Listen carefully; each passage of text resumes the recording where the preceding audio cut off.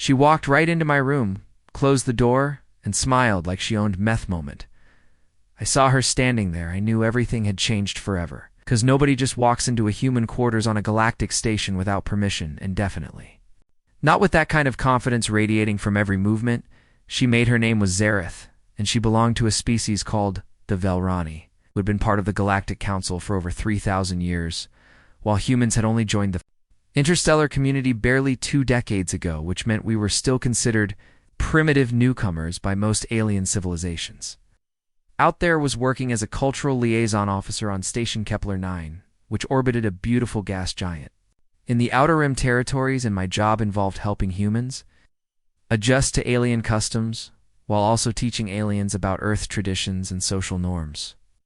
Though most species found our ways either amusing or completely baffling, Zareth stood almost 7 feet tall, with silvery blue skin that seemed to shimmer under the artificial lighting of my cramped living space in her eyes. Were large and violet-colored, with vertical pupils that tracked my every movement like a predator watching prey. Wore flowing robes that shifted colors from deep purple to midnight black, and her long fingers ended in what looked like delicate claws that could probably tear through metal. "If she wanted them toy, I'm here because you interest me human," she said. In perfect English, though, her voice had a musical quality that made each word sound like part of a song. "Me name is Danny." I replied, trying to keep my voice steady, even though my heart was pounding hard enough that I worried she might hear E.T. know. "Who you are, Danny Brooks." She moved closer, and I noticed she had to duck slightly to avoid hitting her head on my ceiling, which was built for human proportions. "Not Velrani, one Sue. Have been studying my people for 6 months now, and you ask questions that no other human has thought to ask before, which makes you either very clever or very dangerousy." Swallowed hard and tried to maintain eye contact, even though those alien eyes made me feel like she could see straight through to my thoughtsy. "Just want to understand," I said honestly, because that was the truth of humans had spent so long thinking we were alone in the universe. And now we were surrounded by dozens of species with histories spanning millennia and technologies that made our best achievements look like Stone Age invention sunderdinked, she repeated, and tilted her head in a way that reminded me of a bird examining something curious. "That it's not why you study us, Danny Brooks, and you know this as well as I do," she was. Right, of course, because my interest in the Velrani went deeper than just academic curiosity. We're warriors and poets and philosophers all at once in their culture. Valued both strength and beauty in equal measure, which fascinated me endlessly. Velrani had never lost a war in their entire recorded history, and yet they created art that could make you weep, and wrote poetry that transcended language barriers. Did she know, though, and why did she care enough about one human liaison officer to come to my quarters uninvited? "What do you want from me?" I asked, because there had to be a reason for this visit. Zareth smiled, and it was not a comforting expression, because her teeth were sharp and white, and reminded me that, for all her beauty, she was still an apex predator from a world where only the strong Sarviide want to show you something, she said, and reached out one long-fingered hand toward me. "Will you come with me, Danny Brooks, or will you stay here in your safe little room afraid of what waits beyond?" He should have said no, because every bit of common sense I had was screaming that following a 7-foot-tall alien warrior into the unknown was a terrible idea. I had not come all the way out to the edge of known space to play it safe, so I took her hand and let her lead me out into the corridor. Her skin felt warm and smooth like polished stone, and her grip was gentle despite the strength. "I knew," she said, walked through the station, passing other aliens who gave us curious looks, because humans and Velrani did not usually socialize outside of official function. Sheriff ignored them all and kept moving with a purposeful stride that made it clear she knew exactly where we were going. Station was massive, with over 50,000 inhabitants from dozens of different species, and it had sections designed for different atmospheric requirements and gravity levels. Led me to a transport tube that carried us up toward the outer ring, where the Velrani had their residential area's gravity increased as we traveled, making each step feel heavier, and I realized she was testing me to see if I could handle the conditions her people lived in. Velrani came from a high-gravity world with thin atmosphere and they were built to thrive in conditions that would crush or suffocate most other species kept pace.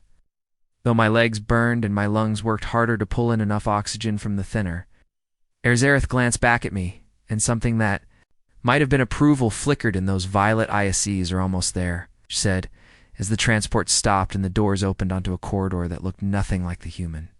Sections of the walls were made of dark stone carved with intricate patterns that told stories in a language I could not read, and the lighting was dimmer with a reddish tint that reminded me of sunset on Earth's. Brought me to a doorway that opened at her touch, revealing a room that took my breath away. It was enormous, with high ceilings and walls, covered in tapestries that depicted Valroni history, and stunning detail weapons hung on display racks alongside musical instruments and ancient books, and in the center of it all was a holographic projector, showing what looked like a star chart. "This is my private collection," Zareth said, with obvious pride in her voice. "Have spent 200 of your years gathering these items, and you are the first outsider I've ever brought here to 100 years. I repeated, because even though I knew the Valrani lived much longer than humans, it still shocked me to think about that kind of time span. She was older than my great-great-grandmother, and yet she moved with the grace of someone in their prime. Why me? I asked, because that question had been burning in my mind since she first appeared in my doorway. "We show all this to a human you barely know." Zareth moved to stand in front of the star chart, and her expression became serious. "Best humans are different, Danny Brooks," she said. "Quiet, lively other species we have encountered has looked at us with either fear or envy, and they want to either destroy us or become us. But you looked at us with curiosity and respect, and you asked about our poetry. Before you asked about our weapons." She turned to face me, and the intensity in her gaze made me take an involuntary step backward. "You know what we call your species in our language?"